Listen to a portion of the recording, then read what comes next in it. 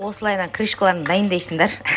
Мына бана қатып атты ғой, енді сусу болып тұр ғой. Майды қуырғаннан кейін сразу бүйтіп жауып тастайсыздар ғой, короче. Жақта атылып жатыр. Но біз андай қасқа салдым.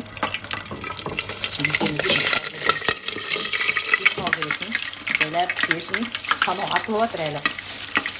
Olsa jayмен. Sal шығасыздар. Апа ана бейті ашып тұрса, жарының бәрінің бос-жетін шығарып. Короче, бүкіл жарымды бүлдіреді ғой. Көрдіңдер ма? Атылып атыр. Пейсіңдер. Осылай пейсіңдер алып қойып.